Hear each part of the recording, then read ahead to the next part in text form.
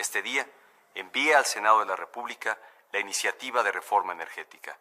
Esta reforma representa una de las más grandes oportunidades para México de los últimos años. Se piensan hacer cambios constitucionales.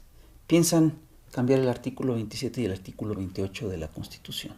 Para darle continuidad a un proceso prácticamente de saqueo, desmantelamiento y privatización de la industria petrolera. Y por lo tanto, esto implica que la renta petrolera, que ha sido la columna vertebral del país, va a ser compartida con la iniciativa privada. Y eso va a tener un impacto directamente en el empeoramiento de las condiciones de vida de la población. En concreto, buena parte, por ejemplo, que se obtiene de esa renta petrolera es para precisamente gasto social. 40% del presupuesto nacional es de Pemex. Hay gente que dice, no me da nada el petróleo. 40%, una de cada 3 escuelas, uno de cada 3 hospitales, una de cada 3 carreteras fueron hechas con dinero del petróleo. El golpe a la economía nacional es tan severo que el gobierno tiene pensado hacer una reforma hacendaria para subsanar, para reponer el dinero perdido con la renta petrolera. Y lo que implica, y esto implica que el gobierno piensa subir el IVA en medicinas y alimentos.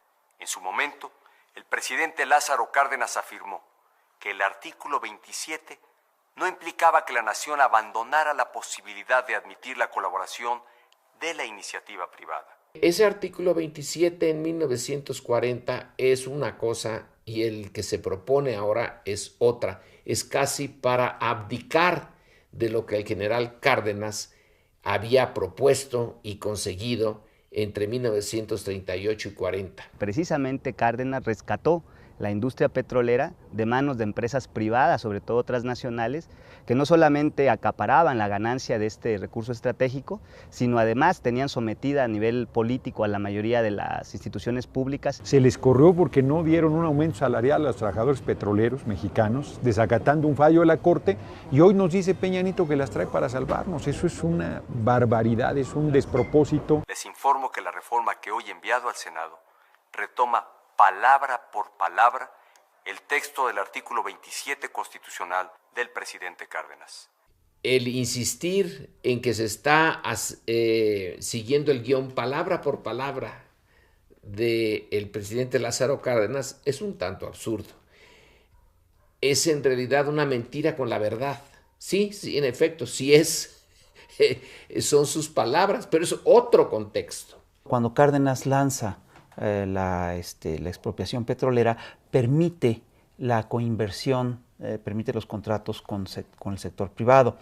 Esto, por supuesto, se da en un contexto muy peculiar, es un contexto en el que México no tiene un peso, en el que México no tiene dinero, no tiene herramientas, además está a punto de estallar la Segunda Guerra Mundial. Es un contexto además en el cual la industria petrolera está siendo boicoteada por Estados Unidos y por Inglaterra concretamente.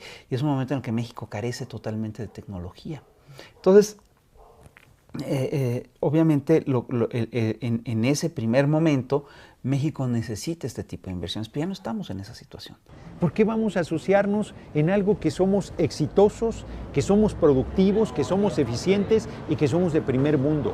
A pesar de la corrupción del sindicato, Pemex produce 2,5 millones de barriles al día. A pesar de la corrupción del gobierno, que es superior al sindicato, Pemex aporta 69.600 millones de dólares en ganancias. A pesar del saqueo del crimen organizado de ductos y de oleoductos, Pemex sigue siendo la empresa número 2 de América Latina y la primerísima de México. ¿Por qué vamos a entregar esa riqueza a las transnacionales del petróleo que ya estuvieron aquí saqueando a la nación? Vamos a cambiar el artículo 27, pero no voy a referirme para nada a Romero de Champs.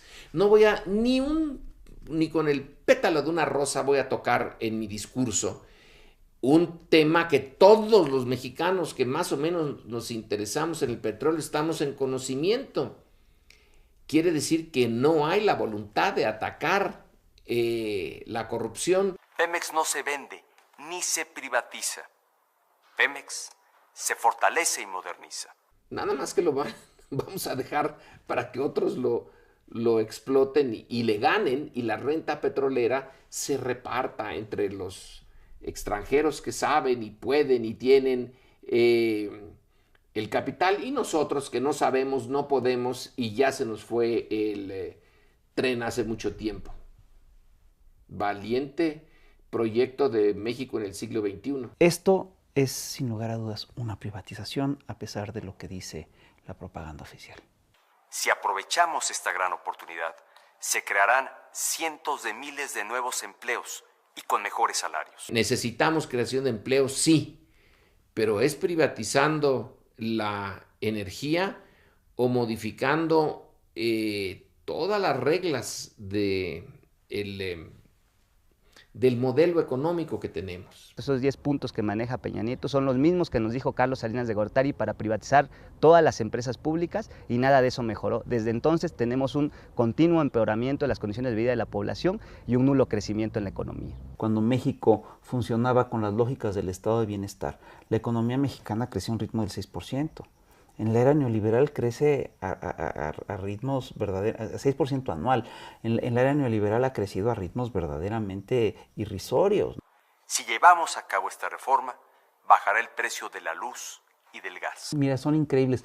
Cada vez que hacen una privatización, cada vez que emprenden una privatización, nos prometen que va a bajar el precio de la luz y el gas. En otras privatizaciones se nos ha prometido más o menos lo mismo, que con la intervención de la empresa privada, su lógica, su eficiencia, etcétera, pues sería enormemente benéfico para el consumidor. Dime tú si eso ha ocurrido. Nos prometieron que la telefonía mexicana iba a bajar con la privatización. Pagamos una de las telefonías más caras del planeta. De hecho, hoy los altos costos de la energía eléctrica, por ejemplo, aquí en el centro del país, desde que desapareció Luz y Fuerza del Centro, que era el mismo argumento también que el pasado gobierno decía, han aumentado, precisamente porque están en manos privadas. Buena parte de la producción de energía eléctrica está en manos privadas. La privatización y luego el haberlos entregado a la banca mundial, lo que antes eran bancos mexicanos, hoy tenemos que cobran unas tasas muy altas. Todo lo que viene de la industria privada es mucho más caro que lo que viene de la industria pública, evidentemente porque los privados siempre buscan la máxima ganancia.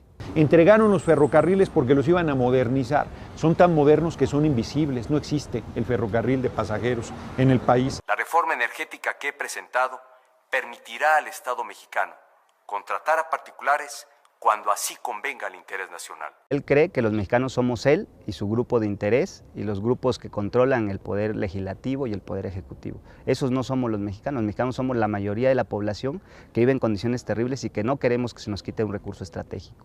Permitirá al Estado mexicano contratar a particulares. Tú tenías un contrato riesgo con una empresa norteamericana y la embajada norteamericana todo el tiempo intervenía en las acciones del gobierno de México, sobre todo en el sector petrolero, y eso obviamente terminó por convertirse en un conflicto de intereses muy serio. A México no le convienen esos contratos. Posibilidad de admitir la colaboración de la iniciativa privada.